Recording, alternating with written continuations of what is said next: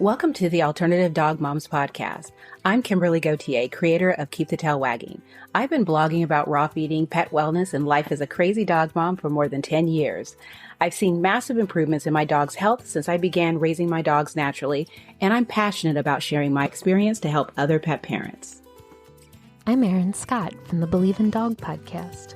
For more than 10 years, I've been researching and learning everything I can about healing cancer, allergies, autoimmune, and mystery illnesses in both my dogs and myself. And I can't wait to share with you everything I've learned in case it could help you too. As the Alternative Dog Moms, Kimberly and I are bringing you all the latest dog health news that we're following and the brilliant people we're meeting along the way. Now let's get started. Hello, Kimberly. Hello, Erin. So I'm excited to introduce our guest for everyone today. We have Dr. Christine from Jope. Welcome. How are you? Not too bad. How about you two? Doing good. So we're excited to dive into this. Kimberly and I both have at least one senior dog in our house. And so this topic of arthritis and pain management is definitely important to us. But we always love starting off with a good origin story. So do you want to tell us how you came to be a vet and what led to you getting involved in starting Jope? For sure. So, well, first, thanks for having me. I really appreciate it. I'm very excited to be on this podcast. So, I am a French veterinarian. I graduated from the vet school of Toulouse in France. I've always wanted to be a vet for as far as I can remember. When I graduated, it was a dream come true. I just always wanted to help animals. When I was in vet school, I actually realized that it was actually an even more beautiful profession than I thought, because by helping animals, you also got to help owners and people. And so that was also just something that I really enjoyed being in vet school. And so it was just something I always knew I wanted to do. Graduated from France. I did a rotating externship in the US where I went to some of the most amazing school I've ever been to, like Cornell, Colorado, Ohio, and Louisiana State University. There I really learned about, how veterinary medicine was practiced in the US. I kind of fell in love with this country, and I knew I wanted to come here. During my time in vet school, I actually had my childhood dog, Pepsi. He was a French shepherd dog called Berger des Pyrénées, and he was my running partner. He was like my dog growing up. I loved him, dearly. And he actually developed osteoarthritis as I was in vet school. And so I saw the toll that a chronic disease like OA can have on a dog, not only on them, but also on the family that cares for them. And I basically started looking to ways to help Pepsi. And that's how I stumbled into the world of supplements, looking at scientific data and how I could help him. And so he was the first dog who really used Jope in a way. At the time, it was just the combination of our ingredients. But basically, after vet school, I did have to say goodbye to Pepsi. I started working as a vet. I also worked in the pharmaceutical industry, and I just carried with me the memory of Pepsi and how he had suffered, but how certain ingredients had really made a big difference for him. And I just realized that in our current industry, there's actually very few options, and they were mostly the same when it came to supplements and joint health. And so after a few years of working, I decided it was time for me to act. And that's why I created Jope. So I co-founded Jope with another veterinarian, Dr. Jeremy. And Jope actually stands for Joy of Pets. So it really goes back to our passion about being veterinarians, our belief that animals bring us immense joy. And so we wanted to honor that bond in the name of our company. And the reason I created Jope really was just to help all the other Pepsis out there. And knowing that there was a solution that was different from what was on the market, I just felt like I needed to do something for all the other dogs that were currently suffering of chronic diseases like OA, for example. That's wonderful. He must have been an old guy when he passed. Yeah, he was about 14. And so he did live a long, happy life. It was harder towards the end, but I must say, I think, he was very comfortable until the end. So that does, make me feel a little bit better. So With you having gone to vet school in France, do you have any idea of like what that would compare? Like, would you have been learning the same things as here in America? Do you have any idea like about that? I would say it's very similar. The quality of teaching in Europe, in France more specifically, and in the US is very comparable. The sizes of the school are smaller in France, but the quality of the teaching is the same. When I did my rotating externship in the US, I felt, very comfortable. Obviously had a great time, but definitely felt like we were on equal footing with all the other veterinary students. So what I did love most about the US was just the technological aspect of it, where there were more diagnostic tools in order to make a diagnosis. And so that was, fun to have, like advanced imaging, endoscopy, just some more advanced tools that are not as common in France when I was studying as a vet. One other thing that I think is actually fascinating is I just feel like veterinarians, wherever you go and when you travel, there's like a special bond. So I will say that I felt very welcome when I came to the US, and people were just like instantly very open, super excited to learn, where I had studied. They were just very friendly. And so I love the US. I had a great time here, and I was very happy that I had the opportunity to come and work in the US for a little bit as a student. So one of the things you often hear people say, especially people who are on like the like holistic kind of side of things, is that you don't learn a ton about like nutrition in vet school. And I was curious if you had any thoughts about that compared to France. I think it's a fair statement, and it applies to France. Nutrition being very technical, complex, it is unfortunately something I do believe we should and could learn more in vet school. And I think that comment applies to France. And one thing we recommend with Jeremy is to, if you're really wanting to go deep into nutrition for your dog, it is very important to work with a veterinarian who have dedicated their life to nutrition. And so, there are veterinary nutritionists, for example, and just understanding that creating a food portion for your dog is something that is, tricky, and it needs to be balanced and be done properly because it depends on the age of your dog, but it also depends on their condition and potentially their breed. So there's a lot of factors to take into account. So I would say there are certain veterinarians who've gone to school for a few extra years, and they definitely have, the knowledge to guide you. And some holistic integrative vet also have that qualification, and I think that's fantastic. I would not feel comfortable making a very personalized diet for a patient who had, who was from a specific breed, and that maybe had a chronic condition underlying, where you want to really tailor their nutrition to their overall health condition. That was a long answer. No, it was a great answer. I agree and disagree because as someone who does make her own dog's food, but I also have put in 10 years of learning how to make my dog's food, and my veterinarians are very much a part of the conversation when I'm feeding my dogs.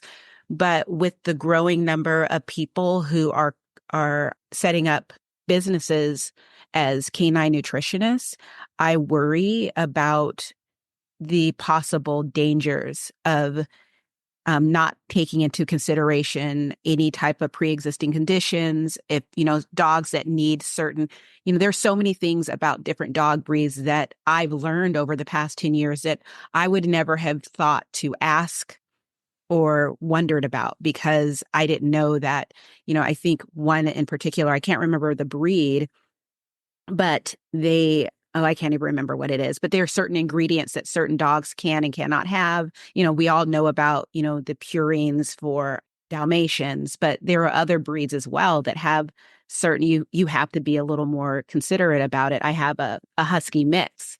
So I know that huskies and Malamutes, we need to look at the zinc balance of those dogs. But of course, since it's a mixed breed, I don't know how much of that really applies to him. So I make a point of making sure that he gets nutrient tested. But yeah, it's one of those where I'm excited that so many people are interested in wanting to feed their dogs, whether it be raw or gently cooked, but, a healthier diet. But I think that the potential for things to go wrong because we don't have all of the information, which when you're working with a veterinarian that is experienced with nutrition, they will be able to fill in so many of the blanks that we just don't have the experience to even know are existing. Well, congratulations to you for making, your own food. I'm very impressed. I think I do agree. If you have the time and the knowledge, I think it's fantastic and it will likely serve, your dog very well. But like you said, I do just caution people who think it's easy because that's where I think you can make mistakes. So it is not easy, but there are certainly tools and people ready to help you if you want to do it. It's also a big kind of commitment. Yeah, it is. And it's funny because since I've been doing it for so long, it is easy for me. And I forget that um, it's easy for me because I put in years and years and hours of time and understanding and asking questions and taking courses and not everybody is going to do all of that. So it's like I need to really stop telling people how easy it is without having that caveat to say it's easy because. But, I was looking at the ingredients of Jope, and one of the things I noticed was the UC2. What is that? So UC2 stands for undonatured type 2 collagen. And the UC2 with the R is a patented ingredient that contains undonatured type 2 collagen. So it's a special type of collagen. It is very different. So sometimes people hear the word collagen and it's all they remember. But in the case of UC2 and undernature type 2 collagen, it is a mistake to just associate it to collagen. The reason being is that it is extracted in a very different way. So it's not heated. It's basically extracted with cold temperatures. And it allows for the type 2 collagen to be undenatured, meaning it keeps the same structure that is present in the cartilage. The other types of collagen, which are more commonly used for hair, skin, those are usually hydrolyzed collagen, meaning it's been heated and they will be denatured. So their structure is different from the structure found in our bodies or in our dog's body. Okay, so that means like the denatured isn't as effective. Yes, it's not the natural form in which you will find it in nature. Okay. And it is not as effective, specifically talking about thinking about joint, because for joint health in the cartilage, the most common type of collagen is actually the type 2 collagen. So UC2 specifically has clinical trials showing benefits for joint health, not necessarily for skin or for coat. Although some of the side effects are reported to be like shiny coat, nice skin, but this is anecdotal. So I'm not going to claim any scientific data behind there, just some feedback we get from owners. But the main focus of undonatured type 2 collagen is really joint health. If you want to give collagen for something else than joint health, in that case, hydrolyzed collagen can be an option. And it's also different types of collagen. Like you have type 1, you have type 5, you have a lot of different types. But the type 2 is specifically for joint health. And is it animal-based? So it is animal-based. This one comes from chicken sternum. So yes. I think when most people think of joint supplements, we're so used to now hearing about things like glucosamine. And so this is like a totally different type of supplement, correct?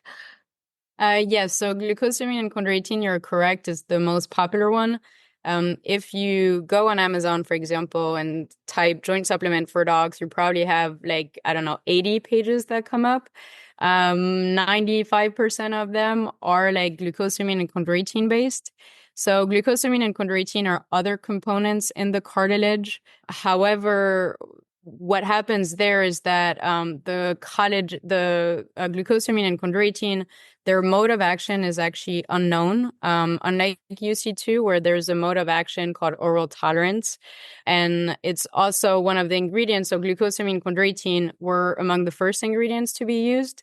I think it started like in the 1990s. At the time, there weren't as many clinical trials on supplements just because it was not as common. But over time, especially since the year about 2000, there's more clinical studies that have been done on the different ingredient used specifically in joint health. I'm just addressing joint health because obviously there's a lot of other areas, but specifically in joint health, we have more clinical trials since about the years 2000. And so glucosamine and chondroitin have been studied. What is unfortunate and a lot of people don't know is that these studies are showing that they're no more effective than a placebo. So they don't actually support your dog's joint health. And some people also, one of the arguments we hear a lot is, well, glucosamine is used in humans. One thing most people also don't realize is that the type of glucosamine used in humans versus dog is different. So it's glucosamine sulfate that is used in humans, but it's glucosamine hydrochloride used in dogs. And so they're not actually the same ingredient. Oh, that's interesting. And finally, UC2 is actually not only used for dogs, it's also used in humans. And so there are clinical trials in humans showing benefits as well.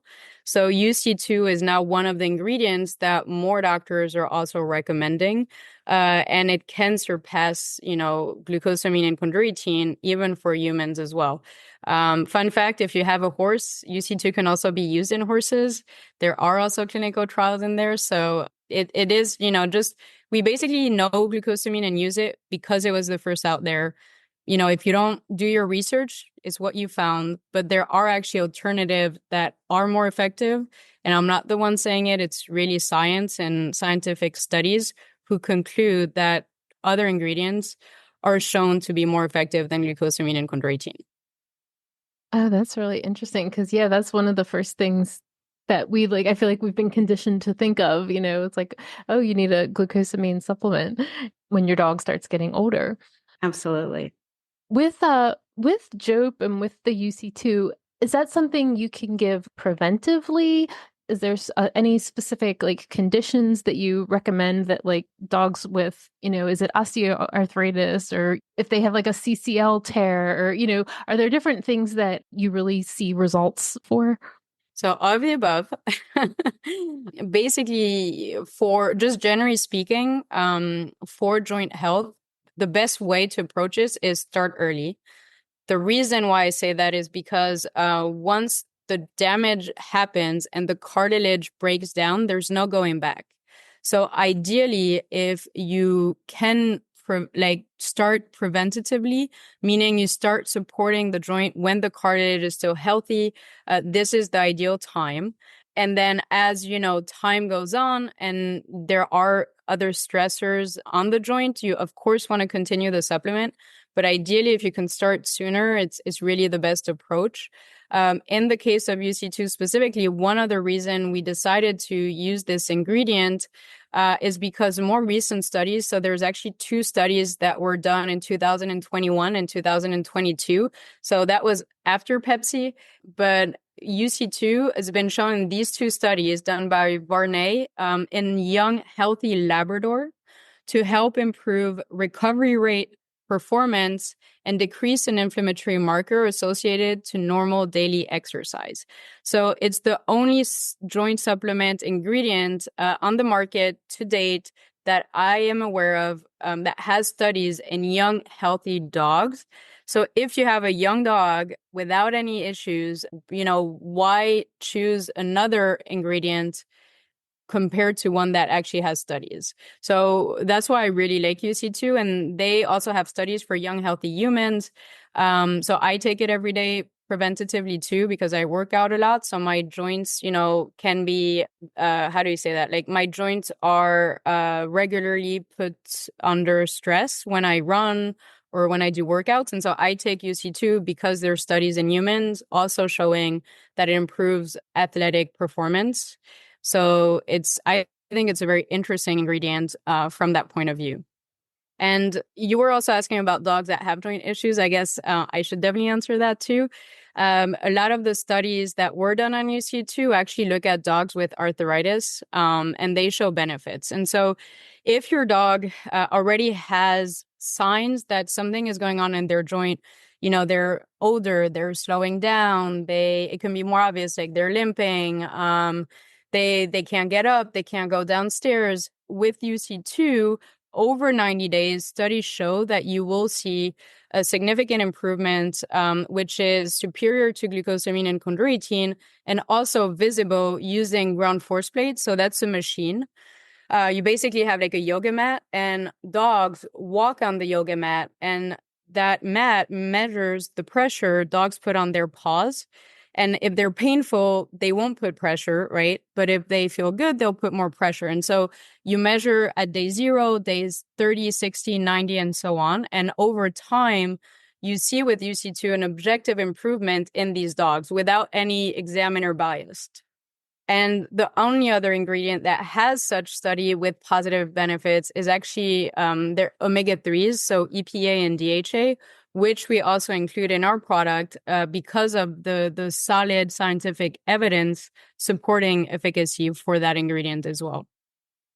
So we're all about science. And one reason for that is because, there's so many out there and it's not easy to know why to choose something. So if you start with science, like if you select the ingredients that have the highest probability to work based on scientific data, I think it's already a really good place to start. And that's what I would want to give to my dog, something that has scientific data behind it to support benefits. And since the collagen is sourced from chickens, is there a concern about dogs that have chicken sensitivities not being able to take the supplement? So it's a great question. I'm glad you asked it because it comes very often. I would say that because type 2 collagen is a collagen present in the cartilage of any mammal, it would not really apply. If your dog has an allergy to like every type of meat, then I might be careful. But if your dog can easily tolerate, for example, beef or lamb or another type of protein, animal protein, in that case, I would say that it's unlikely they will have a reaction to the undonatured type 2 collagen. If an animal had allergic reaction to collagen specifically, I would not recommend the use of UC2. If your dog is allergic to chicken, but they can eat other types of meat, I would feel very comfortable giving Jope. And then you can always start with one chew and see how they do. Of course, if your dog is at risk of an anaphylactic shock reaction, maybe avoid, and please consult with your vet. Like, it's always a good idea anyway to check with your veterinary team, just to make sure. But overall, it hasn't been something that came up as comment from our customers. A lot of people have dogs with chicken allergies. They give them Jope with UC2 and they do quite fine. Is there any other source of UC2 that dogs could be getting in their diet in other ways? So UC2 specifically, no, because again, it's the patented ingredient, but the type 2 collagen would be present in cartilage. However, in cartilage, it's not necessarily a high enough concentration of that type 2 collagen. So you would have to eat a lot of cartilage in order to get the undonatured type 2 collagen. So the type 2 collagen in a high enough dose to see the benefits due to its mode of action. So my answer would be it's unlikely, even if you feed raw, that you will be giving enough cartilage for your dogs to benefit from it. If you're giving them really a lot, it is a possibility. And in that case, I do not have the answer. I would say, check with your vet, maybe review the cartilage you're giving. If they give you the breakdown of type 2 collagen versus others. But otherwise, I wouldn't have any objection to having somebody feed a raw diet and giving Jope because we have a very precise dosing of UC2 per chew, which is the dose that we find in clinical trial to be effective. And you said the clinical trial showed improvement over 90 days. Is that how long you think it takes to start seeing improvements? Like how long should we, be giving it to our dog and then kind of assessing where they're at? So the improvements, generally speaking, based on customer feedback, is visible. The first results are visible in 3 to 4 weeks. Over time, improvement continues. The 90 days is actually the objective measure. So using a machine without examiner bias of when you see results. But if you're looking at veterinary assessment, for example, so a veterinarian examining a dog, you see results within 30 to 60 days. So you can expect to see results like, higher energy, wanting to go on a walk, feeling, more playful sooner. And then over time, progress continues. And just based on clinical trials, we say wait at least 90 days. Because, our product being a supplement, it does take time to be effective, and not every dog will react the same way. It's not a drug where you're shutting down a certain response and you see results the next day. It's actually like UC2 and omega-3s and curcumin take time in order to train the body how to change the way it's responding to something going on in the joint. So that takes time. And you have to be patient and commit to giving chews every day we recommend at least 60 to 90 days to see the best results. And there's actually a study that was conducted in humans over 6 months, and they show that over time improvement continue. Although they might plateau a little bit, the curve is still growing. So benefits continue over time. So when it comes to, because we talked earlier about, basically supporting our dogs before we see signs of arthritis, how early can people start giving their dogs a product like Jope? I mean, could it be puppies? Should we wait until they're adolescents or adults? So for larger breed dogs, you can start, around 6 to 7 months of age. Small breed dogs, 12 months of age. Overall, we make the general recommendation to start considering supplements as early as 12 months of age, kind of across the board. It's easier normally around 1 year of age. They should still be in very good health. I think what people don't always realize is that there's 20% of dogs over 1 who already have some sort of arthritis. And so over time, that number actually increases. When they hit 7 year of age, that number goes to 80%. So that's 8 out of 10 dogs. And again, there's no going back. Like that's what I lived through with Pepsi. It's once you can't move comfortably anymore, your quality of life decreases quickly, and it's just heartbreaking. And once your mobility decreases, that can also have an influence on your body weight, on just other bodily function, and you're at a higher risk of having other types of diseases. So even for me, like I want to be able to move freely. I want to be comfortable when I'm walking around, getting up from a chair. And so I really think starting sooner is the best approach.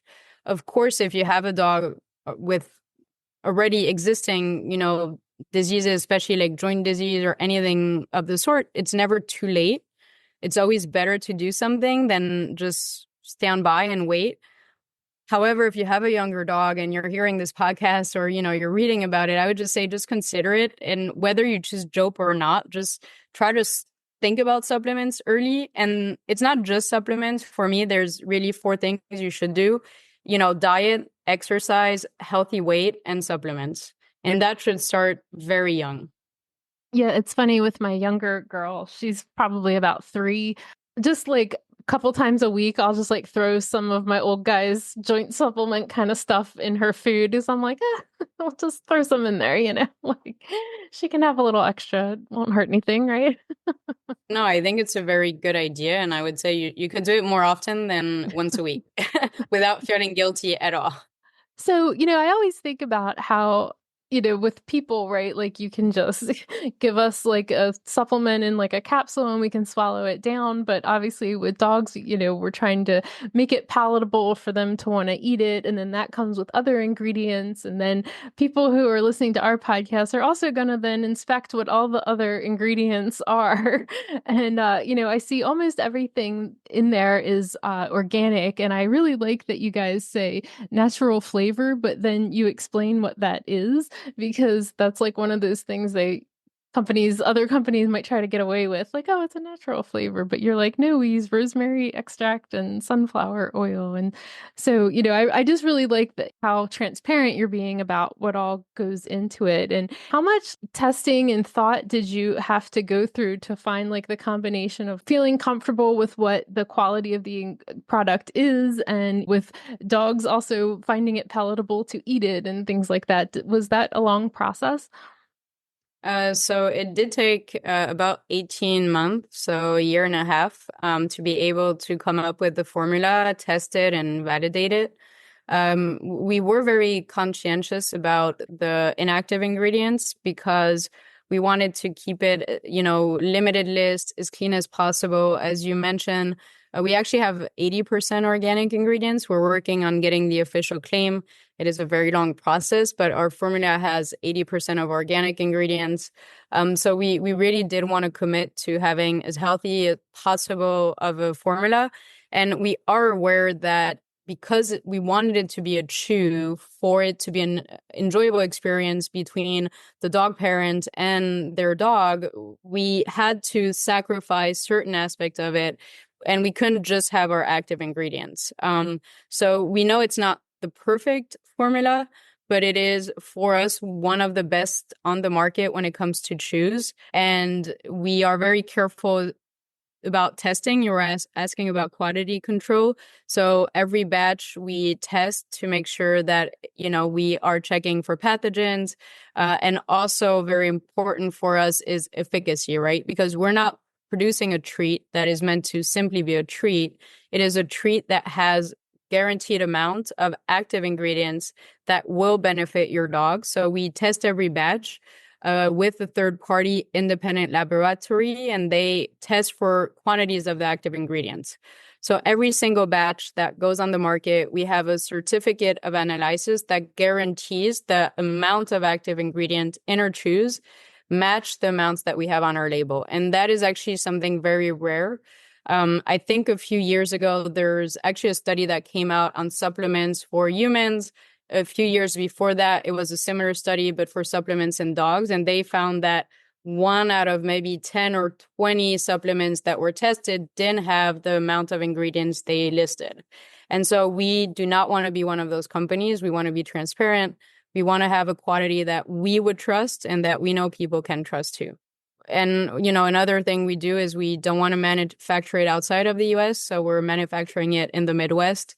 That does give a certain, gauge of quality. It's a GMPC compliant, SQF, NASC approved facility too. So we really just want to make sure that we're providing people with something that will help their dog without harming them. So we're doing everything we can, very committed, very passionate.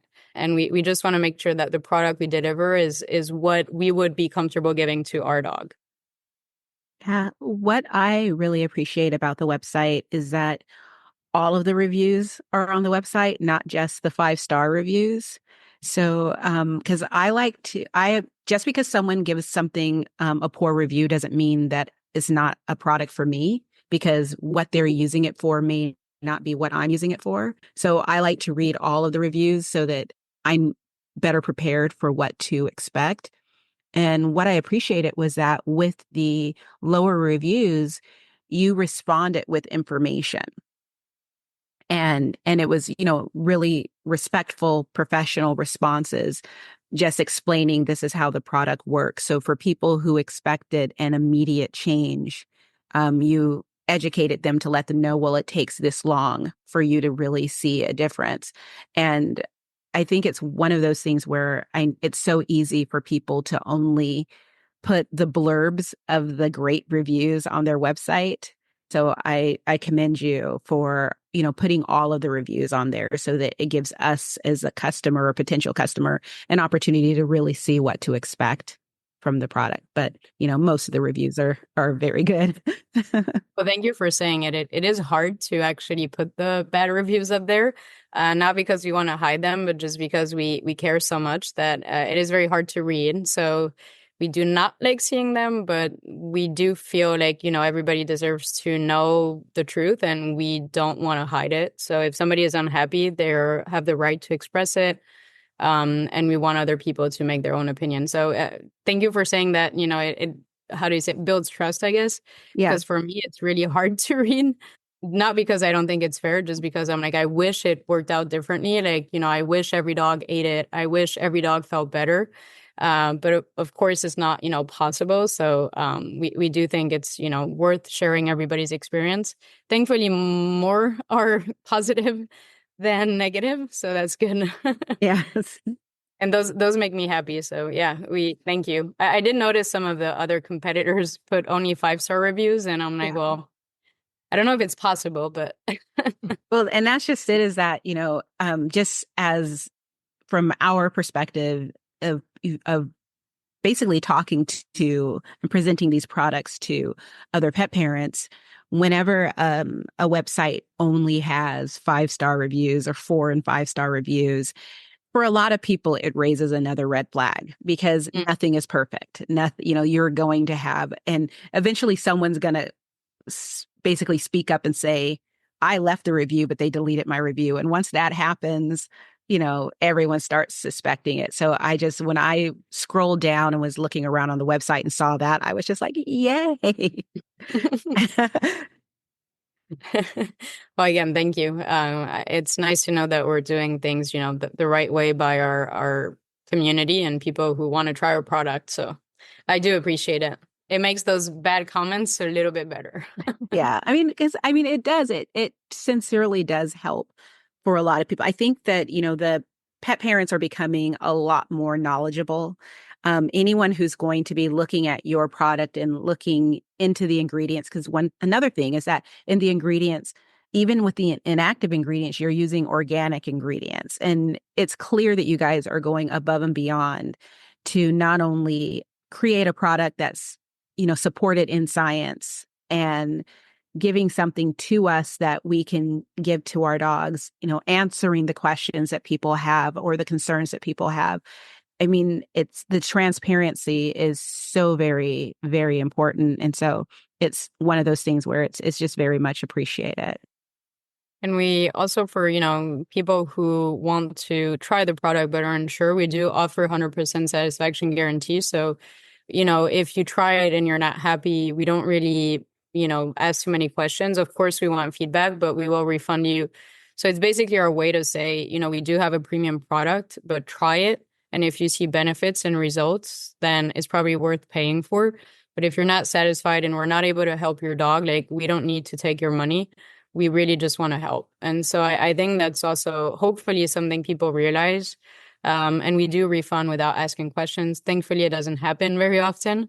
But there are some people, even if your dog doesn't eat it, like, that's enough for us to refund you as well.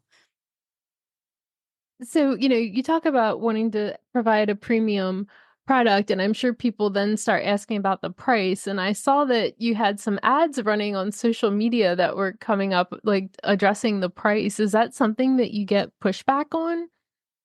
We get a lot of pushback on the price, and it is something we want to proactively address. People don't understand why, we're among the most expensive on the market. But, first of all, we don't use glucosamine and chondroitin, which are ingredients that are actually very cheap. You were asking earlier, why is it so common? One reason is because it's extremely cheap to make. So the cost is, lower when you're using a glucosamine chondroitin product. Our product that uses UC2 certainly isn't cheap. And so we do have to, have a price that matches that. We also have organic ingredients, which if you just shop in stores, you see are also, expensive. We test every batch for third party, and that is, comes with a cost as well. So we just want people to understand that we do have to have a price that allows us to continue providing these products to dogs, because if we are not able to make a profit and make a company, unfortunately, there will be no more product to be sold and we won't be able to help dogs.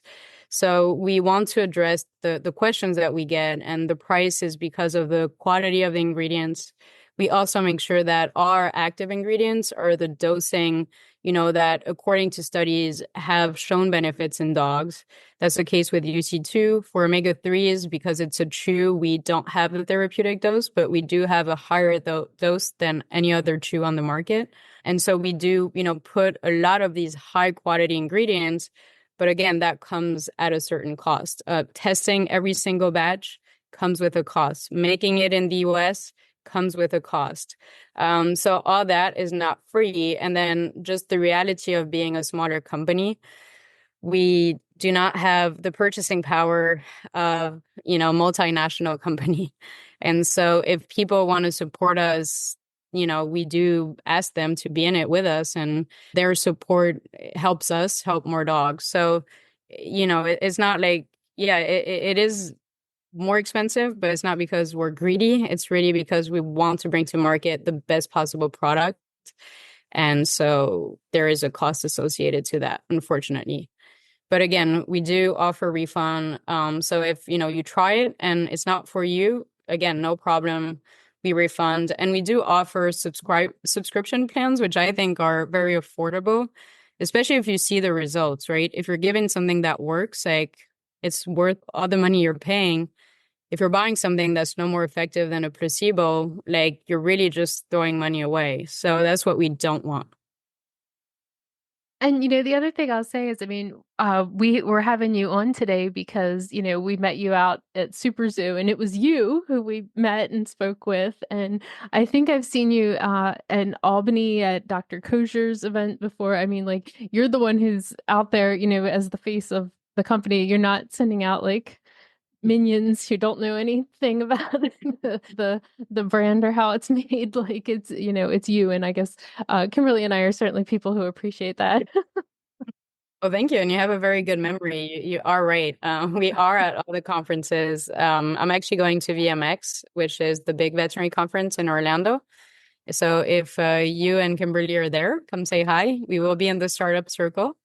But we do care a lot. And again, that's really what this company is about, like Joy of Pets, is because we love animals. We have our own animals. We treated animals. Like we really believe in the joy they bring us. And so we want to do right by them, by their caregivers, whether it's veterinarians or pet parents.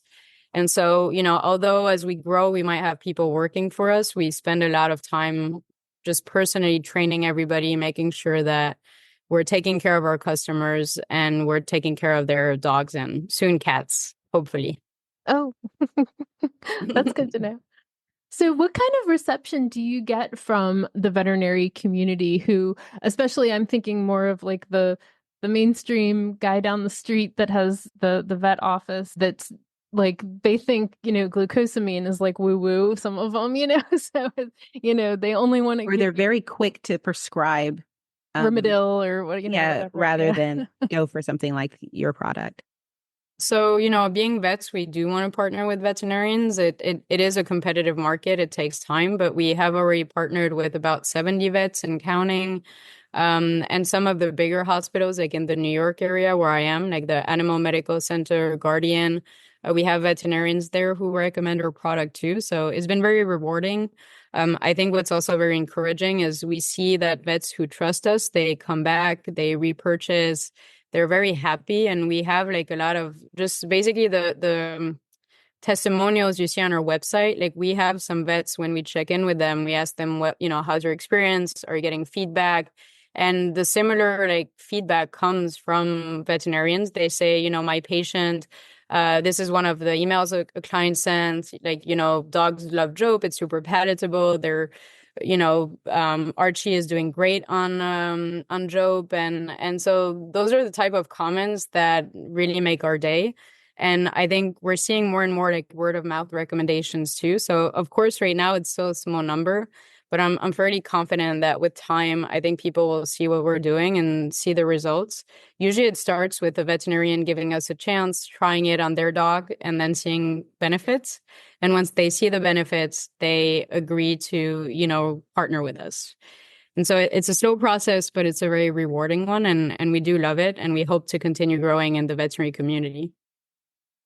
Are they open to taking in like the science and the studies about the collagen? UC2. Yeah. Yeah, a lot of them, some because UC2 has now 11 studies in dogs. More and more orthopedic surgeons, rehabilitation specialists in the veterinary world are recommending it. So I think, we are here in a time where people are reading more studies. They want to be educated, whether you're a pet parent or a veterinarian. So some people are aware of UC2, but if they're not, most of them are very open to learning about the science behind the product. So we do educate. I actually do lunch and learn. So we have meetings, generally virtual just because I can't travel everywhere, but we have one-on-one meetings with me, the veterinary team, and I go over the science. I explain the data. We have like a presentation and we just go through everything. And often at the end of that presentation, they try the product and then partner with us. So it's definitely very interesting. And I just love educating people, whether it's veterinarians or pet parents, on the science. And I think it's a very good starting point for us. One more thing just about science. Right now, we don't have a study published on our product, but we did partner with an independent animal hospital to launch the double-blinded placebo-controlled trial as well. So unfortunately, we don't think we'll have results before 2026 or 2027. But it is something that even as a small company, we have spent time and invested in. So it's something we're very proud of. We would love for it to, be finished soon, but it is a long process. So just know that we really care about what we're doing because we're also investing in a clinical trial, which very few companies do. And I think no company our size do. So at least we're out there trying. How did you learn how to make this, like mass produce this? So we don't really mass produce it. We do like small batches. So it is still like a small, obviously it's not happening in my kitchen, but we partner with a manufacturer who brings that expertise. And we still do small batches, and that allows for us to really control the quality of what comes out. Because I think if you're doing too big of batches at once, it's just, if something goes wrong, it's much harder to fix. So that is something we're still committed, although it's not really kitchen size batch, it is still small size batches where we can really examine every batch. And we honestly just figured it out. It's like when you really want to do something and you believe that you can truly make this world a little bit of a better place, it takes a lot of work, of time, of energy, but it's usually worth it. So learn as you go, make a lot of mistakes, and just make sure that, our values align with what we want to create. So that's why it took us a lot of time, but I think it's all worth it. Yeah. That's wonderful. So Erin, are you going to try Jope now? Yeah, I mean, Nino, I'm always open to trying stuff with Nino. I've already placed my order. But and we have all the studies on our website too, by the way. Like I know I mentioned I have studies. Yeah. The resources are actually available at the bottom of the page of our shop page and homepage. So you can definitely go and like check it out. Well, I'll make sure we link to those too. It's actually our shop page. Sorry, I lied. It's not the homepage, on our product page. So yeah, wonderful. I'm pretty excited. I think I actually placed an order, so mine will be arriving next week. Okay.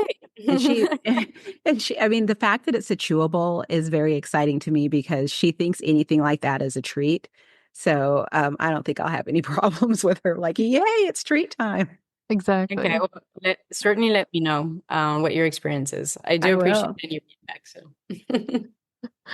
Oh my gosh. Well, thank you so much for your time today. Yeah, it was a great conversation. Again, I'm just very happy to be here today. It was an honor, and thank you for reaching out at Super Zoo. I hope some people listen and are intrigued and maybe try it. So, yeah, I mean, I think the only thing I would want to wrap this up with is whenever I think about the cost of something, I compare it to the cost of the vet care and treating something. So it's like I can either pay now in preventative so that I can have my dog have a longer, happier, healthier, comfortable life, or I can pay later at the vet when I'm trying to give my dog some relief from joint pain. So I know that it can be tough for a lot of people, but it is something to think about.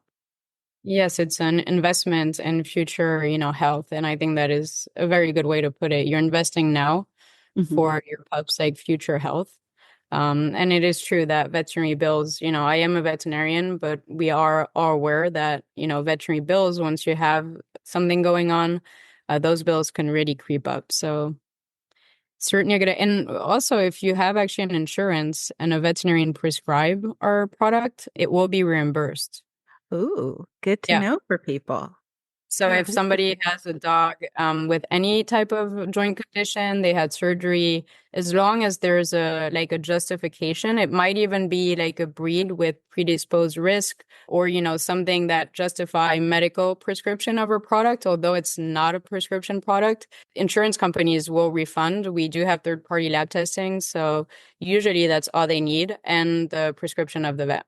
Good encouragement for anyone listening to talk to their vet about Jope, to just get it on their radar. And we can talk to any vet. So I am more than happy to do another lunch. Thank you so much. Thank you. It's great being here.